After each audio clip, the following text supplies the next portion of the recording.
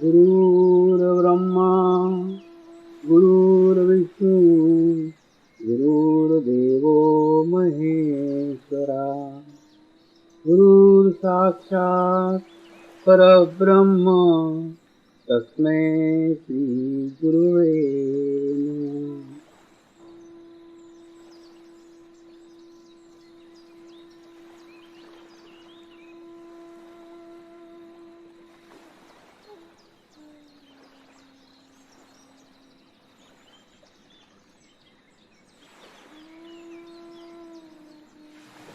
मेरे साथ ध्यान की शुरुआत करेंगे।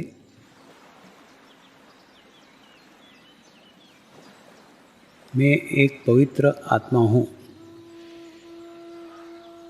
मैं एक शुद्ध आत्मा हूँ। मैं एक पवित्र आत्मा हूँ। मैं एक शुद्ध आत्मा हूँ। मैं एक पवित्र आत्मा हूँ। मैं एक शुद्ध आत्मा हूँ। गुरु मंत्र का उच्चारण करेंगे। ओम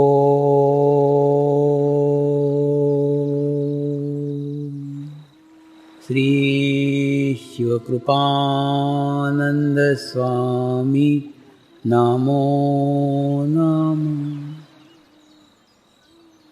ओम श्री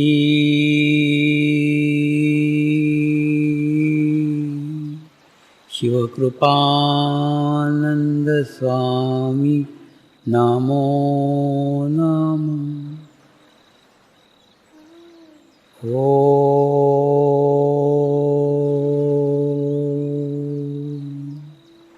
श्री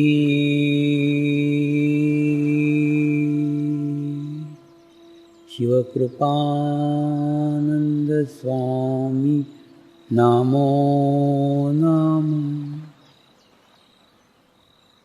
ओम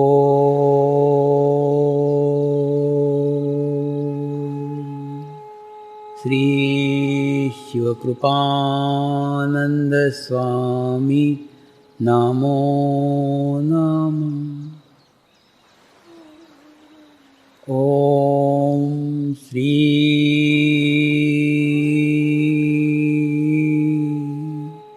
शिवकृपानंद स्वामी नमो नमः। ओम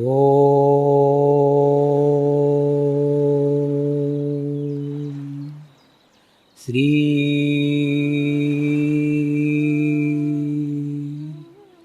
शिवकृपानंद स्वामी नमो नमः। ओम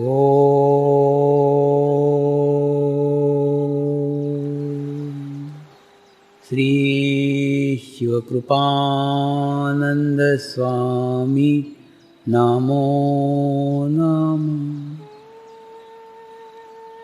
ओम श्री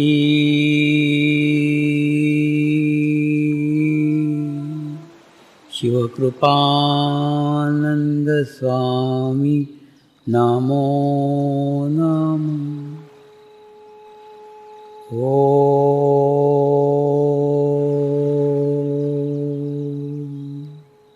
श्री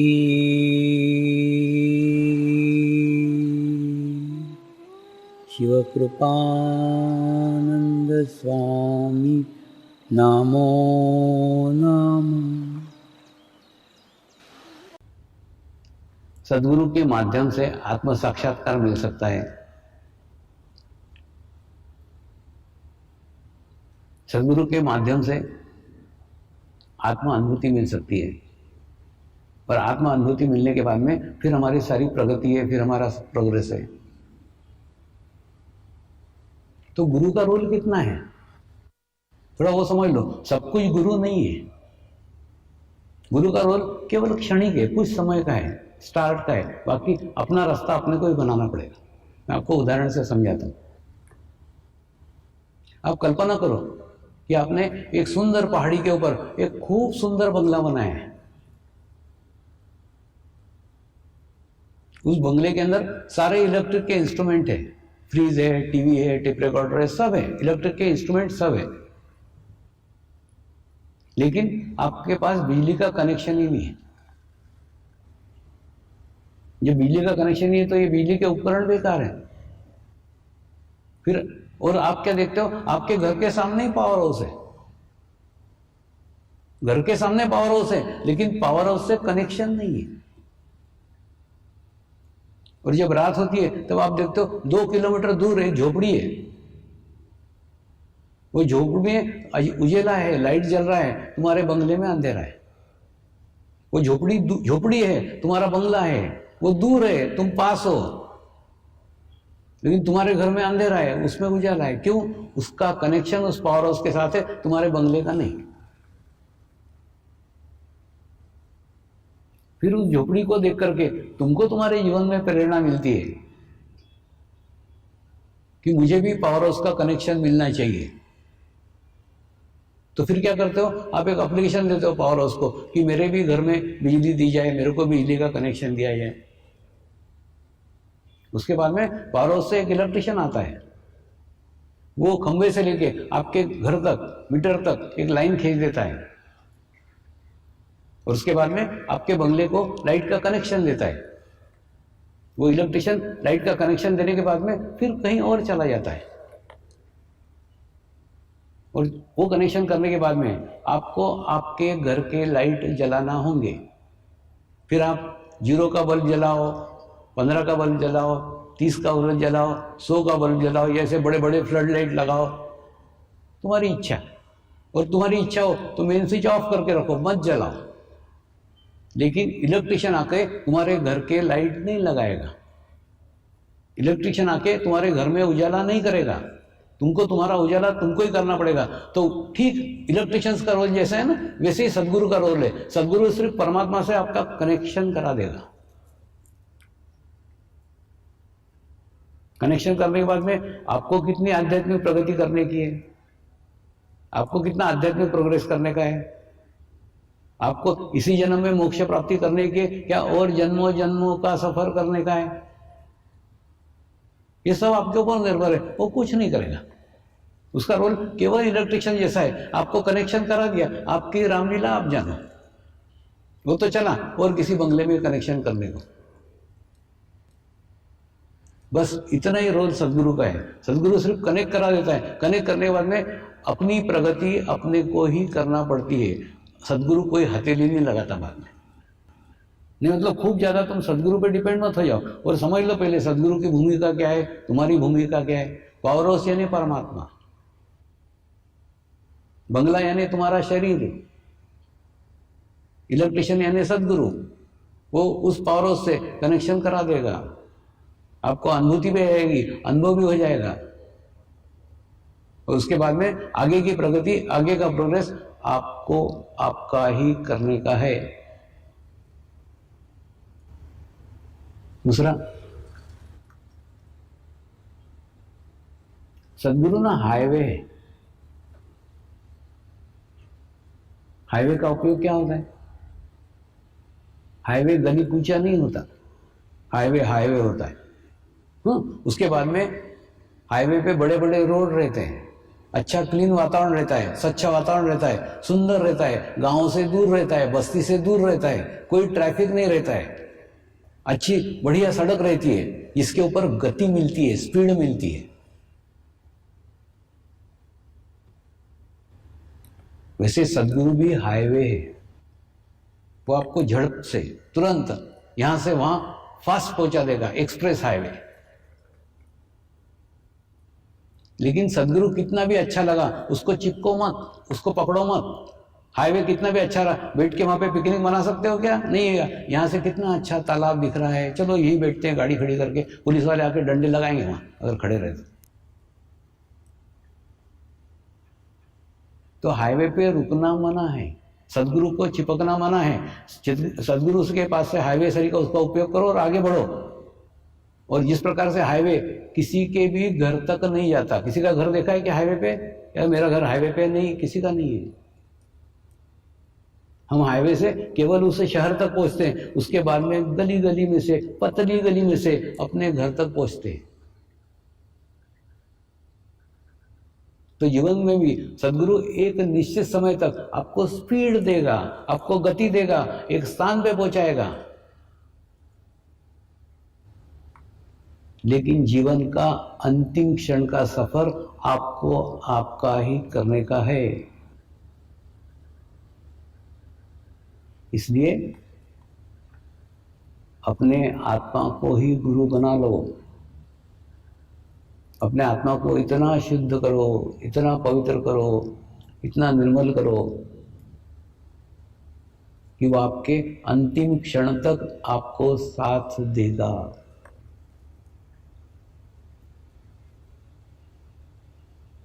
सदगुरु का उपयोग केवल हाईवे इतना करो, बस इतना ही करना है।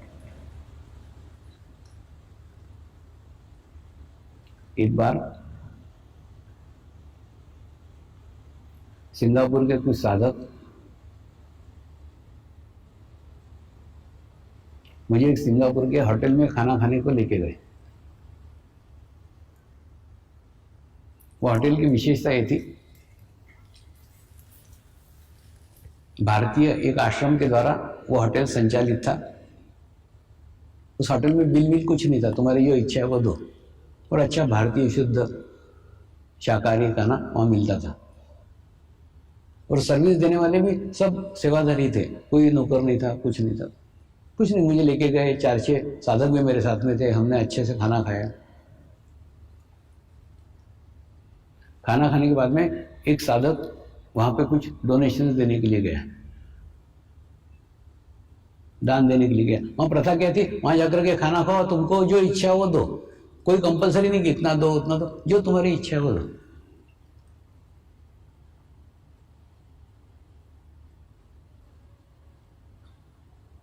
तो जैसे ये डोनेशन देने के लिए गया,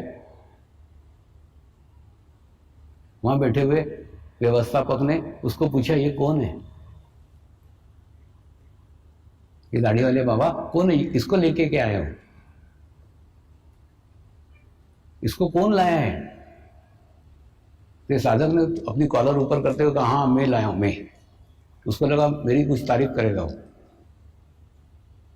वो मैनेजर ने उसको जूते मारना चालू किया।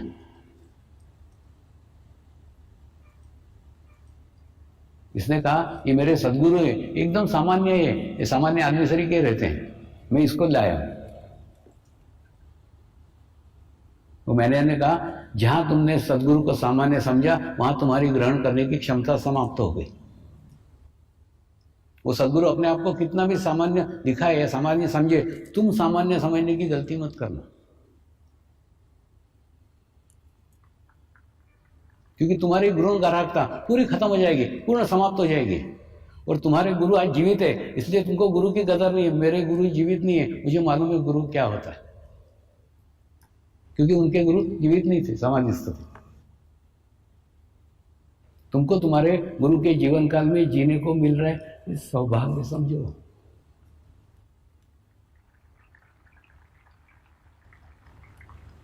ये क्षण हमको हमारे जीवन में नहीं मिला है। उनका एक ही कहना था, गुरु को सामान्य समझने की भूल मत करो। वो सामान्य नहीं, अद्वितीय है, उसके जैसा दूसरा कोई नहीं।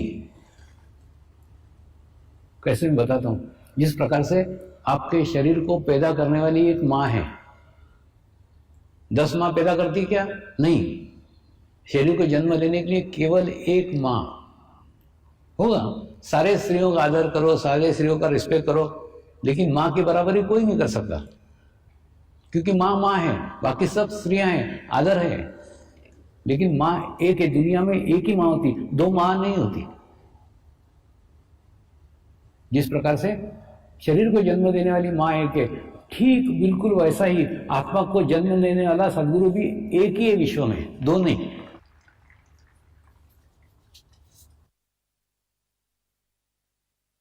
अरे जब हमारी आत्मा एक है तो गुरु दो कैसे हो सकते हैं?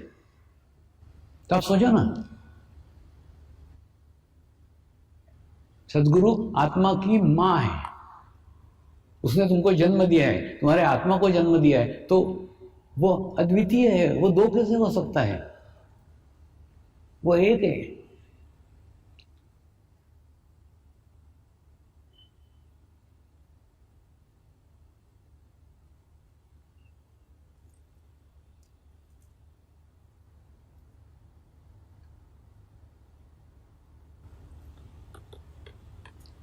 जब तक वो महत्व नहीं समझोगे ना, तब तक आत्म साक्षात्कार मिलना भी व्यर्थ है।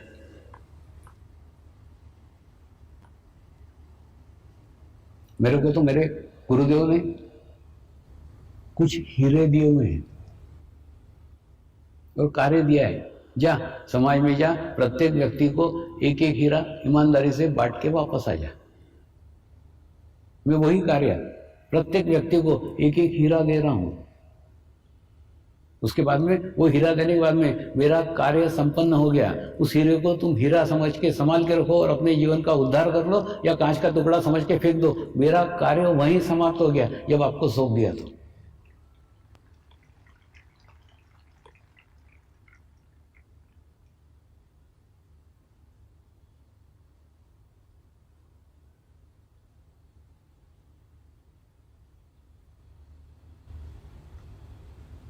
अब सोचो ना, सदगुरु को छोड़ करके आपको अंतर्मुखी करने वाला दुनिया में कौन है? थोड़ा सोचो, मेरी बातें मत सुनो, मेरे बातों पर विश्वास मत करो, तुम अपनी खोपड़ी चलाओ। दुनिया में सदगुरु के सिवा अंतर्मुखी करने वाला कौन है? कोई भी नहीं है। सारी दुनिया तुमको बाहर आपके चित्त को लेके जाती है, बाहर की जानकारी देती है, बाहर की इंफॉर्मेशन देती है। तुमको तुमसे मिलाने वाला केवल दुनिया में एक ही है। अब इस एक को खोजना कैसे?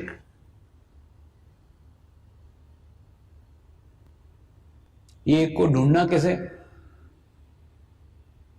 अगर आप बुद्धिवादी हैं, आप विदेशी हैं, आपके पास कोई मार्ग नहीं है, गुरु की संस्कृति नहीं है, होता है ना, विदेशों में गुरु की संस्कृति नहीं है। एक बार हुआ था, एक ग्रीस से एक प्रोफेसर आए थे, थियोसॉफिकल सोसाइटी में 3 दिन का शिविर लिया था। 3 दिन के शिविर में इतने प्रश्न मुझे पूछते थे, इतने प्रश्न पूछते थे, और जब 1 to 1 के लिए आए ना तो रोते रोते ही आए और मेरे चरणों में गिर पड़े। बोले बाबा, मैं तुमको गुरु के रूप में स्वीकार नहीं कर रहा हूं, क्या कारण है?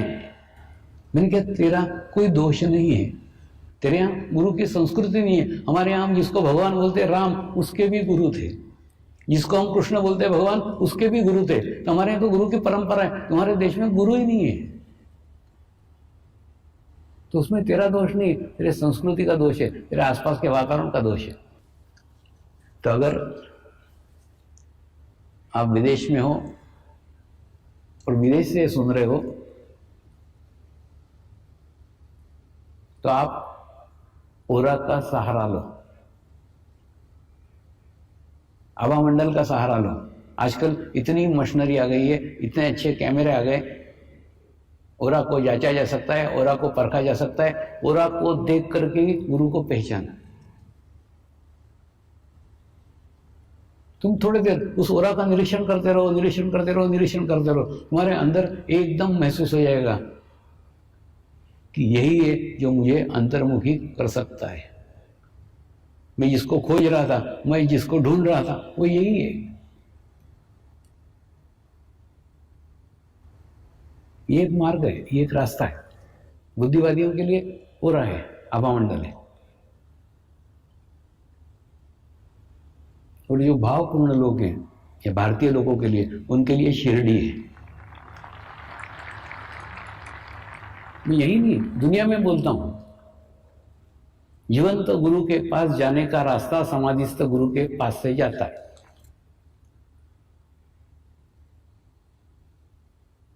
और मेरे को जिस स्थान का अनुभव है, मैं जिस स्थान की बात करूंगा, मेरे को तो एक ही स्थान बात है, शिरडी, बस बाकी कुछ नहीं। मैं सबको शिरडी भेजता हूँ, शिरडी जाओ, अपना सर फोड़ो नारियल सही का, और वहां मांगो मुझे आत्म साक्षात्कार चाहिए, मुझे मोक्ष चाहिए। और दूसरा, अपनी औकात देखने का है ना, तो शिरडी अकेले आना, किसी का पल्लू पकड़ करके मत आना। तुम क्या करते हो मालूम है, सामूहिकता में चले आते हो, तुम्हारी औकात भी नहीं रहती शिरडी आने की, फिर भी शिरडी पहुंच जाते हो।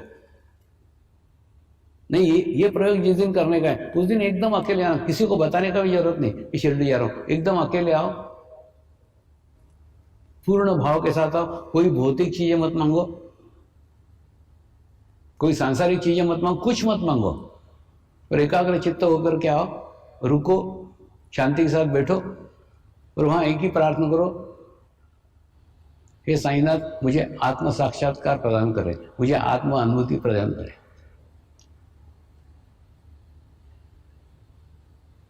तो आपके जीवन में किसी जीवंत गुरु का आगमन होगा।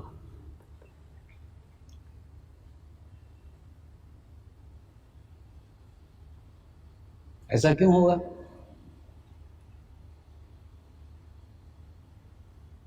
ऐसा इसलिए होगा कि जैसे आप कल्पना करो कि आपका लड़का अमेरिका में पढ़ रहा है,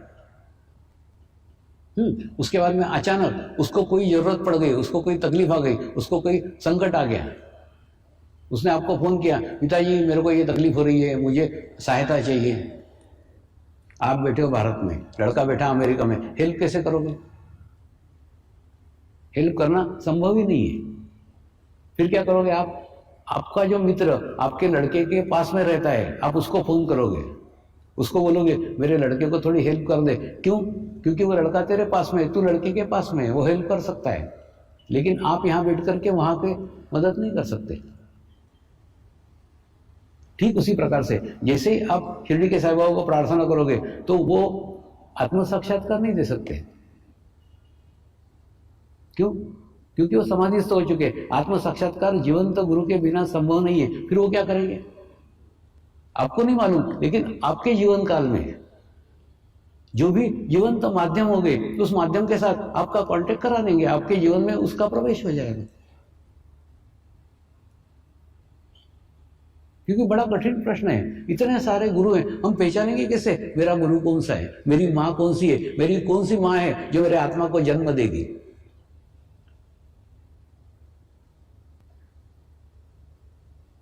तो दो मार्ग मैंने बताए, दो रास्ते बताए।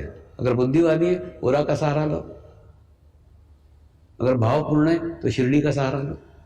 इसलिए मैंने कहा ना, शिरडी मोक्ष का द्वार है, बशर्ते तुम वहां जाके वो मांगो।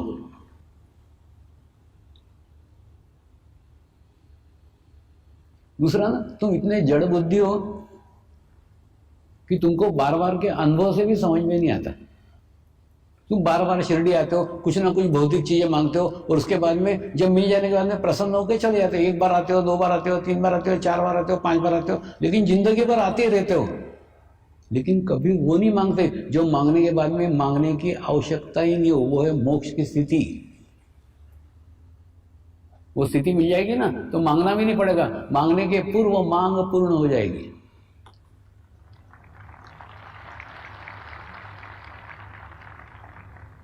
एक बार वो मांग करके देखो ना।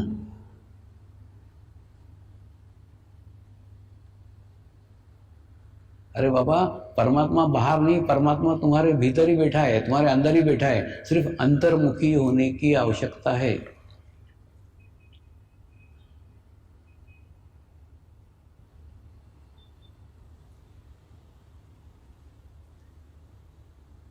जिस प्रकार से कोई कोल्हापुर से आपको लेटर आता है तो तुरंत आप लिफाफे का स्टैम्प देख करके पहचान जाते हो कि कोल्हापुर से लेटर आया है।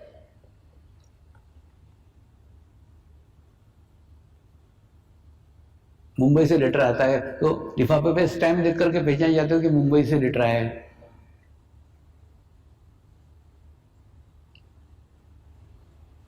ठीक उसी प्रकार से शिवा ने मेरे ऊपर एक स्टैम्प मार दिया था। स्टैम्प मारने के बाद में फिर दूसरे गुरु उस स्टैम्प को देख के पहचानने लग गए, ये कहां से पत्र चला है, ये किसका माध्यम है, किसके मार्फत आया है, किसके मार्फत पहुंचा है।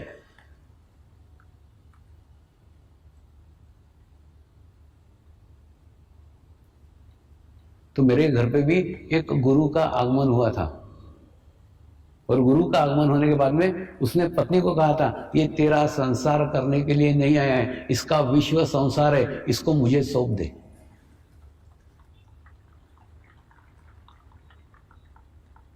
दूसरा, ये लोग इतने प्रभावशाली रहते हैं, इनके शब्दों में इतनी ताकत रहती है कि मना करने की अपनी हिम्मत ही नहीं रहती। और ऐसा लगता है ये जो बोल रहे हैं एक एक शब्द सही है, ये जो कह रहे हैं वो सब करके दिखाएंगे, हो गई, होने ही वाला है, इनको पता है, हमको पता नहीं।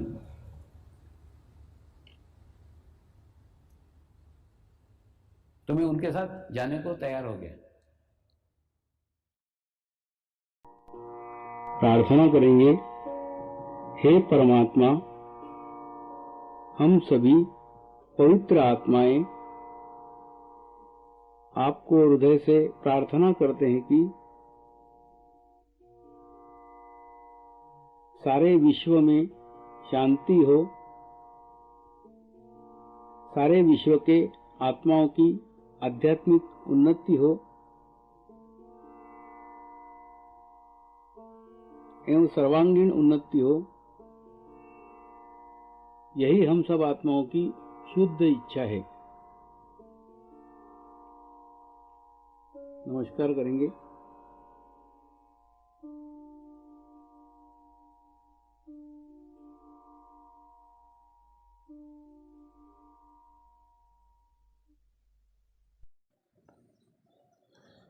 हे परमात्मा, हम सभी पवित्र आत्माएं आपको हृदय से प्रार्थना करते हैं कि हमारे सद्गुरु श्री शिव कृपानंद स्वामी जी का स्वास्थ्य सदैव अच्छा रहे, उनकी आयु दीर्घ हो, यही हम सब आत्माओं की शुद्ध इच्छा है, शुद्ध इच्छा है, शुद्ध इच्छा है। हे परमात्मा, सारे विश्व में स्थापित होने वाली श्री मंगल मूर्तियों की स्थापना, श्री गुरु शक्ति धाम का निर्माण कार्य आपकी कृपा में, आपकी करुणा में, आपकी इच्छा अनुसार निर्विघ्न संपन्न हो, यही हम सब आत्माओं की शुद्ध प्रार्थना है, शुद्ध प्रार्थना है, शुद्ध प्रार्थना है। शांति पाठ करेंगे। ओम ध्यो शांति अंतरिक्ष ग्वम शांति पृथ्वी शांति आपः शांति औषधयः शांति वनस्पतयः शांति विश्वे देवाः शांति ब्रह्म शांति सर्वगं शांति शांति एव शांति सामा शांति एधि ओम शांति शांति शांति सर्व इष्ट सुशांति भवतु।